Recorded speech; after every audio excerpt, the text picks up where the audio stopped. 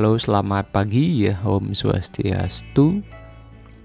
Hari ini kita akan bahas mengenai aspek legal pengelolaan obat oleh perawat ya. Jadi ini mata kuliah mengenai farmakologi keperawatan. Jadi di kurikulum yang baru ini perawat itu benar-benar ditekankan untuk memahami obat. Nah, cuma pertanyaannya adalah apakah perawat punya wewenang untuk pemberian obat atau memberikan resep untuk obat. Tapi dituntutan karena kita harus setara dengan tenaga medis lainnya, maka kita juga sebagai perawat nanti dituntut untuk memahami tentang obat. Makanya dalam kurikulum keperawatan, farmakologi keperawatan itu masuk dalam kurikulum keperawatan sebagai mata kuliah yang wajib untuk diberikan oleh tenaga pendidik atau dosen untuk memberikan terkait dengan ini. Sehingga kalau kita lihat juga memahami obat berarti kita harus mengerti farmakodinamik dan farmakokinetik obat. Kemudian hal yang penting harus kita ketahui adalah bagaimana aspek legal pengelolaan obat oleh perawat. Nah, jadi kalau kita mengacu pada teori keperawatan, paradigma keperawatan, dan juga para pendiri keperawatan, memang di dalam pengobatan dengan kita sebagai profesi keperawatan itu memang tidak ada pemberian obat kimia. Artinya dari pencetus itu memang tidak ada yang arahnya bahwa pemberian obat kimia itu adalah wewenang seorang perawat.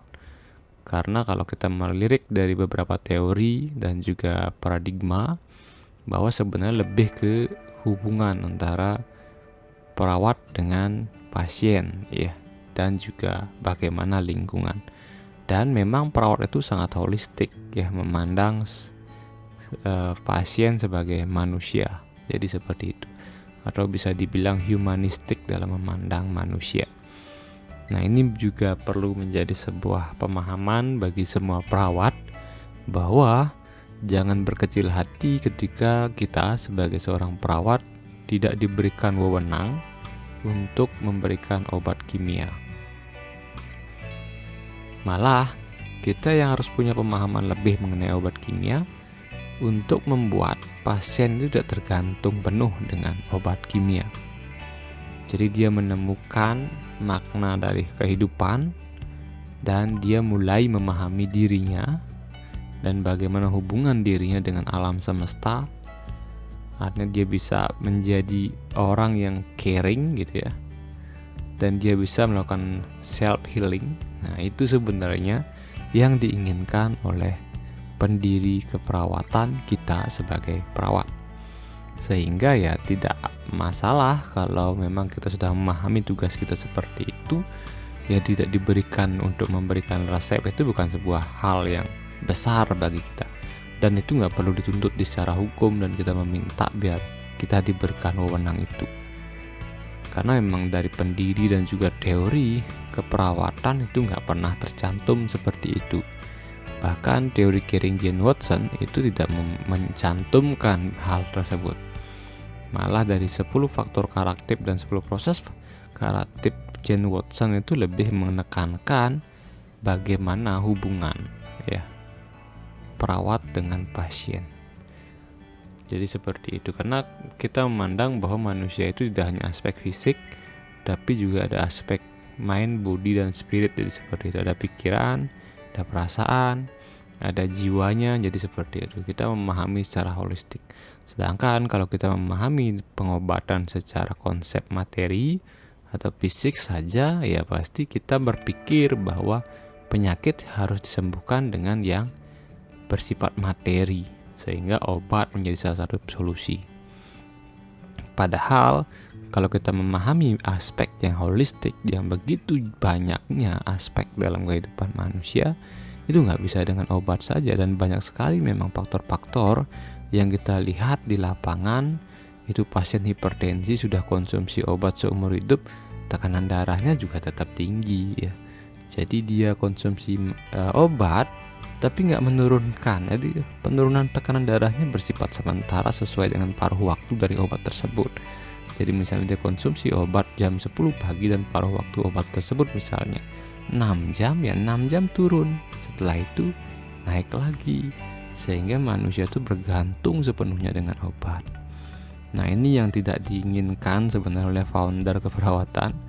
Jadi manusia itu harus bisa melakukan, jadi teorinya OREM ya, self care, jadi seperti itu. Jadi ketika dia menyadari dirinya, dia menyadari koneksi dirinya dengan alam dan Tuhan, maka dia bisa menyembuhkan dirinya sendiri, bahkan menjaga dirinya sendiri untuk tetap sehat, atau dia menerima keadaan dirinya sendiri dan memaknai hidupnya itu sebagai sebuah proses yang kalau dibilang Jane Watson ya sacred proses. Jadi lingkaran cycle of sacred, jadi lingkaran suci kehidupan. Jadi seperti itu. Sakit dan sehat itu bukan sebuah hal yang berjarak gitu ya. Dan mungkin dibilang bahwa sakit dan sehat itu dalam perawatan sebagai sebuah rentang. Ya, ini satu kesatuan, bukan suatu hal yang berbeda. Bukan berarti ketika kita sakit kita mengejar untuk jadi sehat, karena sehat dan sakit itu satu kesatuan. Hanya perlu disadari bahwa sehat dan sakit itu satu kesatuan dan jadi hanya rentang gitu. Seperti gelombang naik turun gitu ya. Ya gitu. Dan tubuh fisik kita harus kita terima bahwa sampai seiring bertambah usia ya tubuh kita tuh fungsinya menurun. Dan kita harus menerima bahwa manusia itu akan meninggal di akhir usianya gitu. Nah, ini yang perlu kita sadari. Jadi jangan sampai nanti mengira bahwa sehat itu adalah suatu hal yang jauh dia ada di sana ketika dia sakit, sehingga dia nggak punya harapan. Nah, contohnya seperti pasien-pasien HIV, dibilang bahwa mereka tuh nggak mungkin bisa sembuh oleh medis, divonis pasien HIV/AIDS itu nggak bisa sembuh. Jadi sudah dipolakan di mindset bahwa seperti itu, dan itu dibilang hasil penelitian. Jadi seolah-olah ya pasien HIV itu nggak punya harapan hidup. Padahal emang siapa sih manusia yang bisa hidup abadi di dunia ini? Walaupun dia tidak sehat ya atau dia sakit, bahkan orang sehat sekalipun pasti akan meninggal ya nggak? Itu kan masalah waktu saja. Kenapa harus kita mendrive mind orang yang lagi sakit? Kamu itu nggak mungkin bisa sembuh gitu loh. Memang sehat sakit itu suatu hal yang terpisah kan, itu pertanyaannya tuh. Memang manusia itu ketika dia sehat saja seumur hidup, dia akan hidup abadi kan gitu ya, ditanyakan juga itu. Jadi kalau orang menerima semua itu dan mengerti bahwa sehat sakit, suka duka itu adalah bukan hal yang berjarak, bukan jadi satu kesatuan yang sama, karena persepsi kita yang menciptakan hal tersebut gitu. Dan ketika orang menyadari dirinya sendiri seperti apa, mind, body, spiritnya seperti apa, dia menyadari bahwa dirinya energi, dirinya adalah kebahagiaan, dirinya adalah kedamaian, dirinya adalah keheningan. Nah, itu beda pandangan seseorang mengenai kesehatan dan juga seluruh kehidupannya berubah ya. Nah, ini yang diinginkan oleh para founder keperawatan, untuk menyadarkan orang yang lagi sakit itu ke jalan seperti itu, sehingga dia bisa merawat dirinya dengan baik dan hidupnya berkualitas dan memiliki makna dalam kehidupannya. So ya, bukan hal yang ini ketika rawat itu tidak diberikan wewenang untuk memberikan obat. Oke, kita lanjut biar nggak panjang lebar, tapi itu adalah sebuah paradigma yang harus ditanamkan oleh kalian sebagai seorang perawat ya, biar tidak berkecil hati ketika tidak diberikan wewenang. Karena memang ketika kita buka praktek, pasti orang mengira kita tuh kan memberikan obat, dan dia nggak seneng, artinya nggak puas ketika kita nggak berikan obat. Ya, jadi seperti itulah ya. Nah, peran perawat dalam farmakologi atau the role of nurse in pharmacology itu yang pertama adalah bertanggung jawab penuh terhadap penggunaan obat-obat kimia untuk meningkatkan derajat kesehatan dan meminimalkan efek obat yang merugikan. Nah, ini ya. Itu tanggung jawab kita ya sebagai seorang perawat. Sehingga apa yang perlu kita siapkan untuk bisa bertanggung jawab seperti ini? Ya pasti pemahaman mengenai obat-obat kimia. Dan ini juga yang menjadi alasan kenapa di keperawatan harus belajar tentang farmakologi, sehingga kita setara pemahaman dengan dokter dan kita bisa bertanggung jawab penuh terhadap penggunaan obat tersebut kepada pasien kita. Ya, jadi meminimalkan efek obat yang merugikan, ya kita harus tahu efek samping obat yang kita berikan ke pasien. Kalau kita nggak tahu, ya nggak bisa kita melakukan tanggung jawab ini.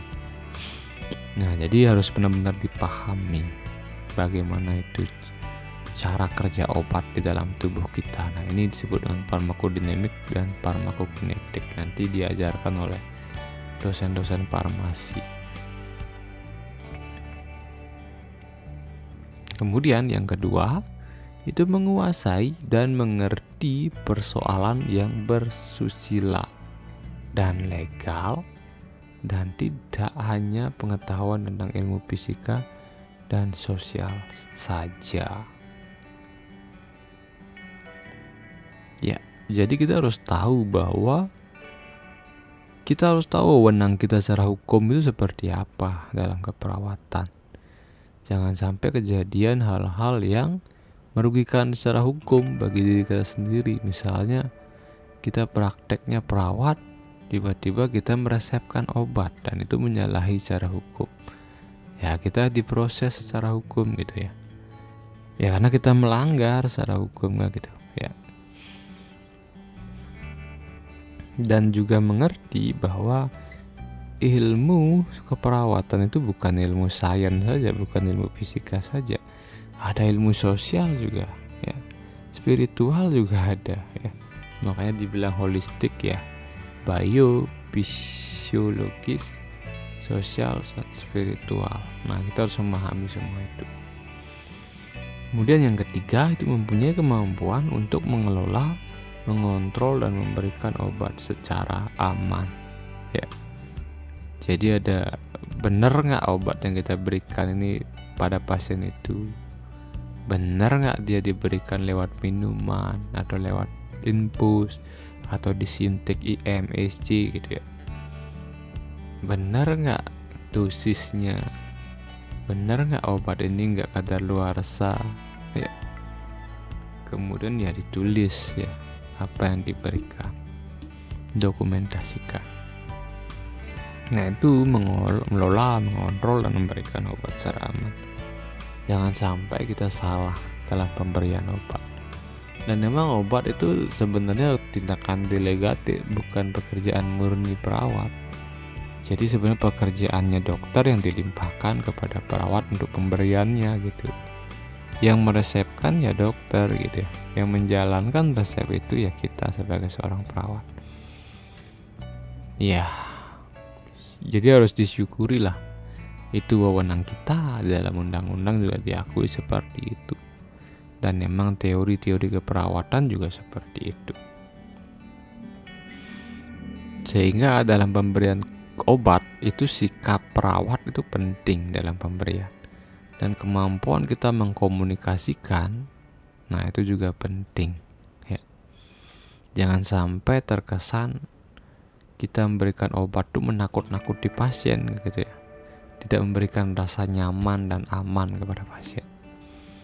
Kalau Bapak Ibu tidak konsumsi obat ini, nanti seperti ini, seperti ini, seperti ini. Nanti Bapak Ibu seperti itu kan berlebihan ya. Jadi benar-benar dijelaskan, Ibu, ini adalah obat hipertensi. Obat ini dikonsumsi 2 kali sehari 1 tablet. Nah, nanti Ibu setelah konsumsi ini tujuannya adalah efek dari obat ini, manfaatnya yang menurunkan tensi Ibu gitu. Nah, harus dijelaskan seperti itu. Ibu jangan harus ya minum konsumsi obat 2 kali sehari. Nanti tensinya tinggi bisa stroke loh kan beda bahasa. Jadi harus seperti itu ya. Jadi dalam memberikan itu ya perlulah kemampuan komunikasi terapeutik juga, sehingga membuat pasien itu nyaman dan aman ya. Banyak juga pasien-pasien, misalnya pasien TB gitu ya, dia putus obat ya mungkin dia pemahaman tentang obat itu sangat minim. Dan ketika terjadi efek yang merugikan bagi dia nyalahin obat, sehingga ya dia berhenti konsumsi obat karena ya miskomunikasi sebenarnya. Pasien HIV itu banyak sekali yang putus obat ya, karena mungkin setelah dia konsumsi banyak efek samping yang bisa terjadi dalam tubuhnya, dan dia mengira ya kenapa saya konsumsi obat malah seperti ini tubuh saya gitu. Nah, harusnya perawat menjelaskan jika terjadi alergi obat, Bapak Ibu bisa kembali konsultasi dengan dokter untuk mendapatkan obat gitu, misalnya ya beda lagi ya yang sesuai biar tidak alergi ya, itu misalnya untuk jagalah komunikasi itu. Dan memang juga ya siapa juga yang tahu ya, karena persepsi masyarakat juga pengen instan gitu ya, dia pengen dia membeli obat dan dia berobat tujuannya adalah instan. Makanya ya terjadi banyak kadang kecanduan obat. Contoh pasien-pasien yang rematik, yang nyeri sendi gitu ya. Nah itu kadang-kadang orang tua itu ya karena dia dapat dari informasi dari dokter ketika dia sakit diberikan obat nyeri dan dia tahu bungkusnya itu adalah obat nyeri. Nah kadang-kadang gak ke spesialis lagi, gak ke dokter lagi, dia beli sendiri di apotek dengan resep itu yang sama, kemudian dia konsumsi tanpa memperhatikan efek samping jangka panjang dari obat tersebut. Ya dikonsumsi ya obat nyeri steroid ya, menyebabkan monfis, gemuk, berlemak dalam tubuh yang artinya tidak sehat gitu ya. Nah itu yang peran kita sebenarnya sebagai perawat menjelaskan itu, sehingga tidak terjadi efek-efek buruk dari obat tersebut yang merugikan pasien. Kemudian tanggung jawab perawat terhadap obat ya. Sebelum memberikan obat ke pasien, perawat harus mengetahui secara pasti tentang ya pertama nama obat, golongan obat ya, efek samping yang diinginkan dan mekanisme aksi.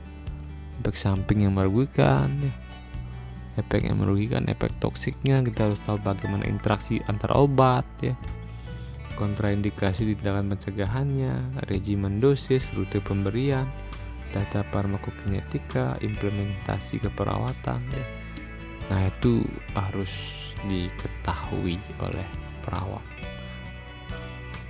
Jadi makanya itu kita belajar farmakologi keperawatan ya. Tujuannya ya satu-satunya yaitu untuk memberikan keselamatan kepada pasien.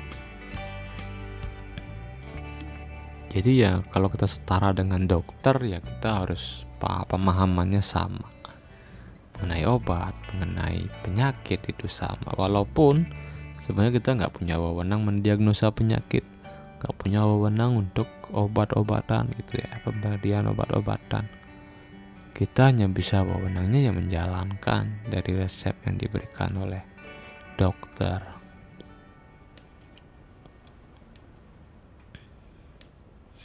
Jadi begitu banyak yang perlu kita pelajari mengenai obat, dan ini harus dikuasai oleh seorang perawat ya. Kemudian kita kaji aspek legal hukum perawat mengenai wewenang perawat. Nah itu ada di sebuah undang-undang nomor 38 tahun 2014 pasal 30 ayat 1. Nah undang-undang ini adalah undang-undang keperawatan ya. Jadi karena kita sudah diakui sebagai seorang profesi ya kita harus punya produk hukum sendiri. Nah di sini mengatur lebih detail tentang bagaimana perawat, apa itu perawat, dan apa saja wewenang perawat. Nah di pasal 30 ayat 1 itu benar-benar tertulis bahwa perawat itu melakukan penata laksanaan pemberian obat kepada klien sesuai dengan resep tenaga medis atau obat bebas dan obat bebas terbatas. Artinya apa? Di sini ada celah bahwa perawat itu bisa memberikan obat ketika praktek, tapi hanya obat bebas dan obat bebas terbatas. Artinya ya obat-obat yang biasa yang boleh tanpa resep dibeli di apotek gitu, yang diiklanin di TV-TV gitu ya, dan semua orang sudah tahu itu obat apa gitu ya. Nah, ini yang boleh ya dilakukan oleh perawat dalam pemberian obat ya. Kalau yang ini yang lebih strict ya, harus dia bisa memberikan tapi resepnya dari dokter gitu ya. Jadi kalau kita misalnya praktek mandiri dan kita memberikan obat, ya kita harus punya teman dokter untuk memberikan resep-resep. Ya, jadi seperti itu ya untuk wewenang dan secara aspek legal hukum perawat mengenai ya ini perawat ya. Dan itu ada di undang-undang tersebut. Nanti kita review khusus tentang undang-undang ini. Nah, pengelolaan pasien dengan drug related problem, jadi itu adalah proses keperawatan dapat dipakai untuk semua situasi pelayanan keperawatan ya. Kemudian perawat harus memutuskan masalah yang timbul dari pemberian obat, regimen obat, penggunaan obat yang tepat, dan penyalahgunaan obat. Nah, itu juga menjadi wewenang kita dalam keperawatan. Jadi kalau ada masalah misalnya kita pemberian obat, makanya ketika kita memberikan obat, misalnya obat-obat jenis antibiotika, ya kita harus cross check dulu, kaji pasiennya apakah pasien kita itu ada alergi obat tidak. Kalau kita meragukan dari jawaban pasien, kita harus tes secara objektif dengan cara ya mungkin obat itu dioleskan atau disuntikkan secara intrakutan kalau dia obat injeksi ya, kemudian dilingkeri, diisi kapan waktunya disuntikkan. Nah, kemudian kita lihat observasi selama mungkin 30 menit, 15 menit. Nah, kita tanya ke pasien apakah yang disuntikkan ke IC intrakutan itu dia ada tanda-tanda alergi enggak? Misalnya gatal, kemudian ruam gitu ya. Kalau tidak ya berarti dia enggak alergi terhadap obat itu, bisa kita injeksikan. Nah, itu penting juga kita lakukan dalam pemberian obat untuk menghindari dampak buruk terkait dengan obat ya. Kemudian ya obat harus tepat waktu. Dan kalau misalnya ini pemberian antibiotik pada pasien TB selama 6 bulan, selama 6 bulan dia harus benar-benar konsumsi obat itu, jangan sampai putus. Dan dijelaskan apa yang terjadi ketika dia harus putus obat. Ya, itu seperti itulah contoh-contohnya. Kemudian tujuannya adalah mengeliminir penggunaan obat yang tidak tepat, mendeteksi dan merawat dengan segera reaksi merugikan, dan memberikan penyuluhan kepada pasien untuk perawatan pengobatan sendiri secara tepat. Ya, jadi seperti itu. Jadi dalam pemberian obat yang tidak, misalnya yang reaksi-reaksi yang merugikan, ya kita harus berikan penyuluhan kepada pasien sehingga pasien yang kita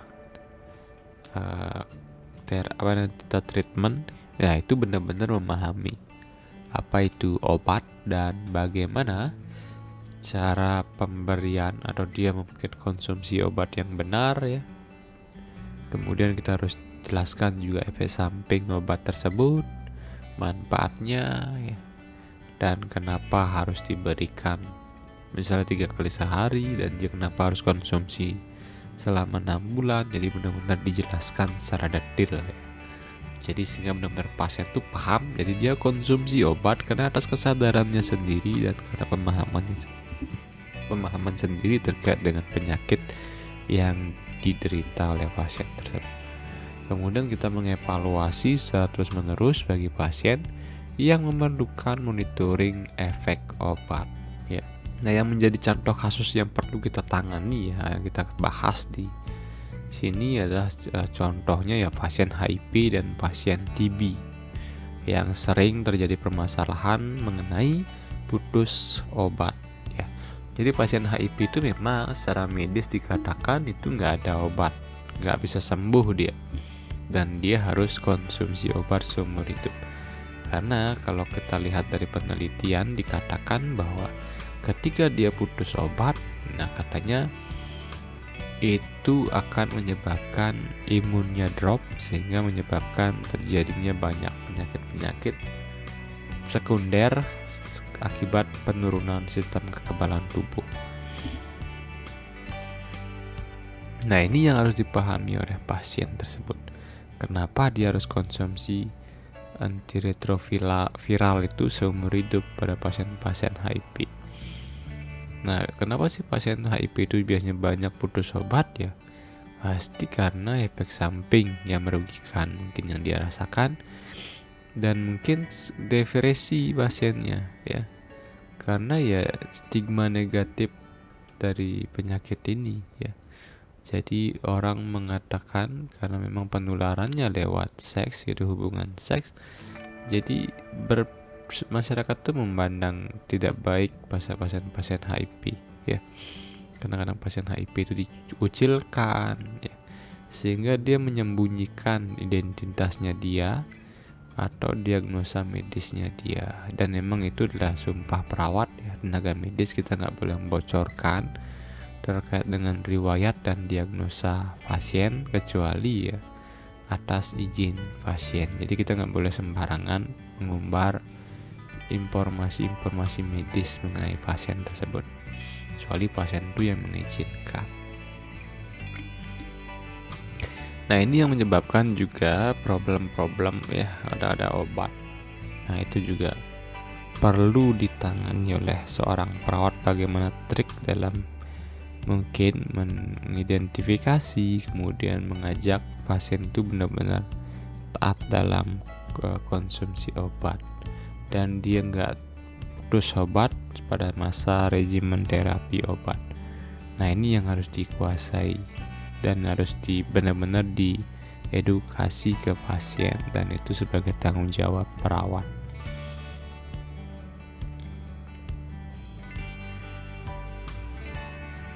Walaupun sebenarnya ya, jadi karena kita memandang manusia itu secara holistik gitu ya. Jadi kalau kita ketemu pasien HIV yang dia tidak, artinya dia putus obat gitu misalnya, kita harus menggunakan pendekatan yang holistik. Apakah pasien boleh melakukan terapi komplementer? Ya boleh saja, selama itu benar-benar tidak menyalahi atau tidak memperburuk keadaannya. Makanya perawat itu juga harus memahami anatomi fisiologi, kemudian juga pengetahuan pengobatan holistik, pengetahuan pengobatan komplementer ya. Dan itu menjadi sebuah hal yang harus dikuasai oleh perawat. Dan memang dalam hidup ini ya, misalnya kita merawat pasien ya, pasti ada saja nanti ketemu kasus misalnya pasien HIV itu dia berobatnya ke dukun gitu misalnya, atau ketemu obat-obat herbal yang bagi dia itu mampu menyembuhkan dirinya ketimbang misalnya ARV. Nah, kita harus punya skill dan seni gimana caranya mengkomunikasikan. Di satu sisi kita menjaga prosedur medis untuk memberikan obat kimia dan misalnya itu juga seumur hidup. Di satu sisi ya kita juga harus memahami bahwa pengobatan itu nggak cukup dengan materi saja, dengan pemberian obat saja. Jadi kita harus membangun psikologis pasien yang baik sehingga dia nggak depresi, dia tetap bisa bahagia, dia menerima dirinya gitu misalnya. Aspek-aspek itu juga kita harus terima dari pasien sehingga dia nyaman sekali dengan kita, dan itu juga pasti akan mempengaruhi kesembuhan pasien tersebut. Ya, jadi itu ya terkait dengan obat ya, aspek legal, dan kita bahas tentang aspek legal. Jadi Undang-Undang nomor 38 ya tahun 2014. Nah, ini adalah undang-undangnya ya, saya udah share di Telegram. Undang-Undang nomor 38 tahun 2014 tentang keperawatan. Di sini mengatur dari jenjang pendidikan, uji kompetensi, semua diatur di sini. Dan kita lebih kinikan ke ini ya. Di sini ada jenis perawat, ada jenis perawat profesi dan vokasi. perawat profesi yang jenjang sarjana, vokasi, jenjang diploma. Misalnya D3, itu disebut dengan perawat vokasi. Nah, kita sebagai perawat profesi memang di jenjang vokasi itu lebih mengutamakan keterampilan dalam praktek keperawatan. Kalau di jenjang profesi, ini dituntut menguasai teori dan juga pemahaman medis lainnya. Makanya farmakologi juga diajarkan di jenjang sarjana. Ini mengenai pendidikan tinggi ya. Jadi kita langsung aja ke izin praktek. Ini di sini diatur SIPP ya untuk izin prakteknya.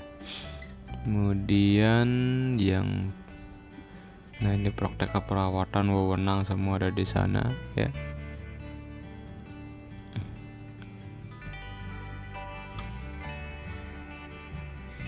Jadi harus sesuai dengan standar pelayanan, standar profesi, dan standar prosedur operasional.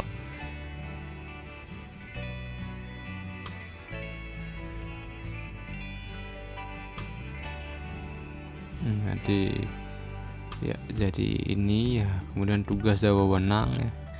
Jadi di sini tidak ada emang pemberian obat atau peresepan obat. Jadi pemberian asuhan keperawatan, penyuluhan konselor bagi klien, pengelolaan pelayanan keperawatan, peneliti keperawatan, pelaksana tugas berdasarkan pelimpahan wewenang. Nah, di sini dia masuk sebenarnya pelimpahan wewenang dokter kepada perawat untuk memberikan obat kepada pasien. Kemudian pelaksanaan tugas dalam keadaan keterbatasan tertentu ya. Jadi dalam keadaan misalnya di dalam hutan gitu ya, terus pasien emergensi dan dia perlu obat kimia, nah itu perawat boleh melakukan peresepan dalam keadaan khusus, jadi seperti keadaan keterbatasan tertentu dibilang.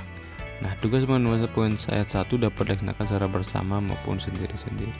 Pelaksanaan tugas perawat sebagaimana dimaksud itu berdasarkan secara bertanggung jawab dan akuntabel. Ya, jadi harus ada dokumentasi setiap tindakan. Nah, ini pasal 30 yang lebih mendetailkan mengenai perorangan atau perawat itu berwenang untuk ya ini mengkaji ya secara holistik, menetapkan diagnosa keperawatan, tindakan keperawatan, ya, kemudian evaluasi tindakan keperawatan. Kemudian boleh melakukan perujukan ya, memberikan tindakan pada keadaan gawat darurat sesuai dengan konsistensi, memberikan konsultasi keperawat, kolaborasi dengan dokter gitu ya. Nah, ini penyuluhan kesehatan dan konseling.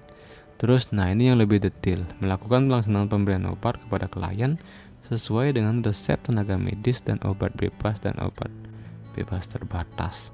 Nah, dalam menjalankan tugas sebagai pemberi asuhan keperawatan di bidang upaya kesehatan masyarakat, perawat berwenang. Nah ini, jadi dia ada tambahan wewenang yang sedikit melonggarkan, pengkajian ya, menetapkan permasalahan keperawatan, membentukkan penemuan kasus penyakit ya, rujuk pasien, evaluasi hasil tindakan pemberdayaan masyarakat, pengelolaan kasus. Nah itu memang, nah ini yang lebih paling menarik ya, melakukan pelaksanaan perawatan komplementer dan alternatif. Nah ini yang bisa kita jadikan sebuah lahan praktek sebenarnya. Nah ini yang tugas sebagai penyuluh konselor ya, dijadikan lebih spesifik lagi. Jadi seperti itu untuk aturan aspek legal hukum mengenai perawat dan perlu dipahami oleh mahasiswa semua. Jadi sangat penting sekali kita belajar mengenai farmakologi dalam keperawatan, sehingga ya kita sebagai perawat itu punya skill yang sejajar dengan dokter. Dan memang yang poin penting yang artinya inti dari keperawatan harus tetap dilakukan. Jadi pemberian asuhan keperawatan dan membina hubungan terapeutik dengan klien atau pasien. Ya, mungkin sekian saja dulu pembahasan mengenai aspek legal hukum keperawatan. Jadi aspek legal pengelolaan obat oleh perawat. Nah, jadi kalau kalian ada pertanyaan silakan ditanyakan di Telegram grup. Nanti saya tak jawab di sana. Kalau misalnya jawaban yang panjang dan saya perlu buatkan video, saya akan buatkan video. Kalau tidak, ya kita cukup diskusi di grup Telegram saja. Oke, mungkin sekian saja. Saya ucapkan terima kasih untuk mahasiswa yang sudah menonton dan juga ikut dalam pembelajaran ini ya. Jadi diharapkan karena ini video yang sudah dia publish bisa diulang-ulang, jadi dipelajari, dan kalian juga, saya juga akan share beberapa ebook di grup Telegram. Di undang-undang ini juga saya share, jadi benar-benar dipelajari.